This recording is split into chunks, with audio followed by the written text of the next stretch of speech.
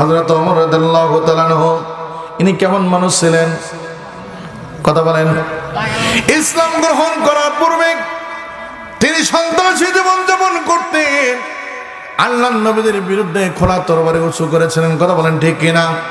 কিন্তু মুসলমান বাপরা এই কোরআন গ্রহণ করার কারণে, আল্লাহর কোরআনকে সম্মান দেওয়ার কারণে আর কালেমাটা গ্রহণ করার কারণে আল্লাহ রাব্বুল আলামিন তার সম্মান এত সুন্দর বাড়িয়ে দিয়েছেন।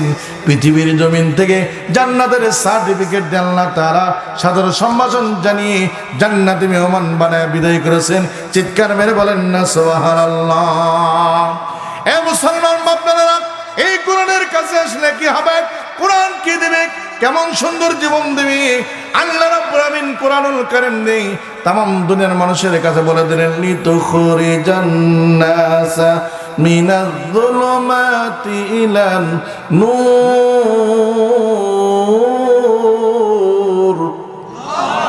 আল্লাহর কালাম যতই পড়ি ততই ভালো লাগে, আল্লাহর কালাম যতই শুনি ততই মধুর লাগে। চিৎকার মেরে বলেন মারহাবা। আল্লাহ রাব্বুল আলামিন কোরআনুল কারীমের মধ্যে রাখতে বলতেছেন, এই কোরআনের কাছে তোমরা যদি আসো, কোরআনকে যদি তোমরা তোমাদের জীবনের মধ্যে ধারণ করতে পারো, আল্লাহ তাআলা বলতেছেন, বান্দা টেনশন করার দরকার নাই, ভয় করার দরকার নাই।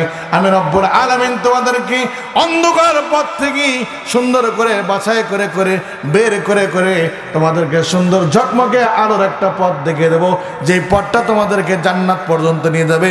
চিৎকার মেরে বলেন না সুবহানাল্লাহ।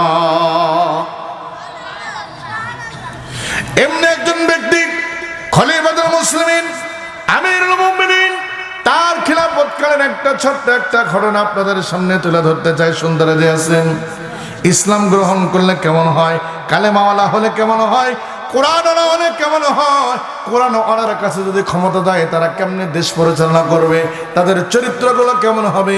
খলিফাতুল মুসলিমিন আমিরুল মুমিনিন হযরত ওমরের দিকে একটু তাকায় দেখি।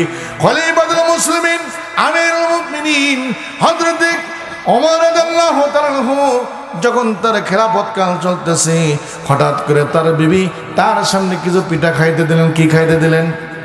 পিঠা খাইতে দিলেন, স্পেশাল কিছু পিঠা। খলিফাতুল মুসলিমিন পিঠার প্লেট দেখার পর তার মনের মধ্যে প্রশ্ন জাগলো, আপা কাজটা করে দিয়েন, দুলা ভাইকে একটু কইেন। বাস আপাও কাজ, দুলা ভাইয়া রাত্রিবেলা সব সিস্টেম।